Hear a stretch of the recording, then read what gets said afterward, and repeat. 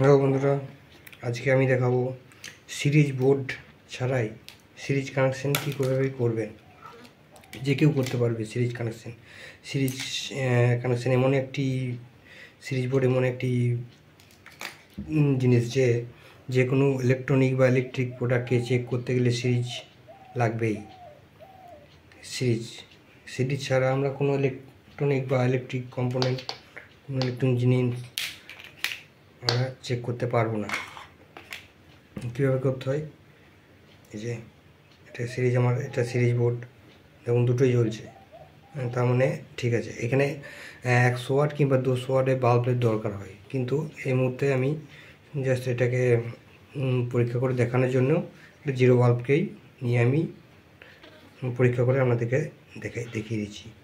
দেখুন দুটোই জ্বলে যাচ্ছে, তার মানে এটা ঠিক আছে। আরেকটা বাল্ব আমি নিয়ে নিলাম, দেখি এটা ঠিক আছে কিনা।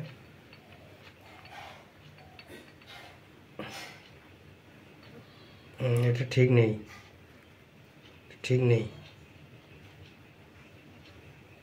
নেই, তাই হালকা হালকা জ্বলে যাচ্ছে।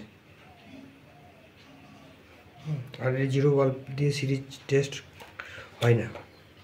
সিরিজ টেস্ট করার জন্য সবসময় 100 ওয়াট কিংবা 200 ওয়াটের বাল্বের দরকার হয়।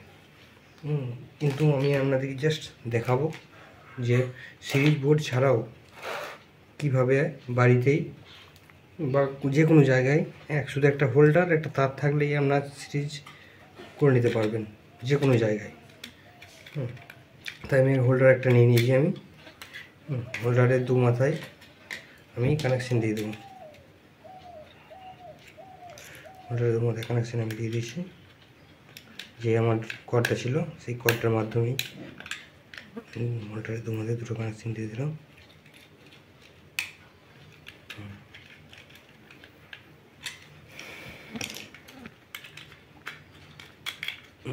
এবার দেখুন ওই কর্ডটাকে আমি বোর্ডে কানেকশন দিচ্ছি। এটা কিন্তু ডাইরেক্ট জ্বলছে। এটাকে এবার সিরিজ করতে হবে। সিরিজ কীভাবে করবো? এটা তো সিরিজ বোর্ড ছিল আমার, সিরিজ কানেকশন ভেতরে করাই আছে। এটা আমার টেম্পোরারি একটা সিরিজ বোর্ড। এবার কী করতে হয় দেখে নিন। আমার এই কর্ডটাকে কাটতে হবে না, তার জন্য আমি এই তার দুটো এক্সট্রাভাবে জয়েন করে নিয়েছি আপনাদেরকে দেখানোর জন্য। শুধু এই যে তারটা আছে, যে কর্ডটা লম্বা করে নিচ্ছি, একটাই কর্ড, একটাই কর্ড। এটাতে আমি হোল্ডার কানেকশন দিয়েছি আর বোর্ডেও বুঝছিলাম এই তারটাই। এবার কী করবো, এটাকে আমি মাঝখানে প্রথম হোল্ডারে লাগিয়ে নিয়ে মাঝখানে তারটাকে আমি কেটে নেব,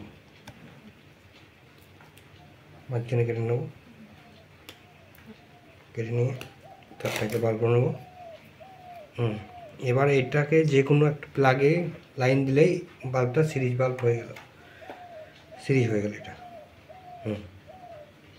এবার আমি যা টেস্ট করব এর মাধ্যমে টেস্ট করা যাবে।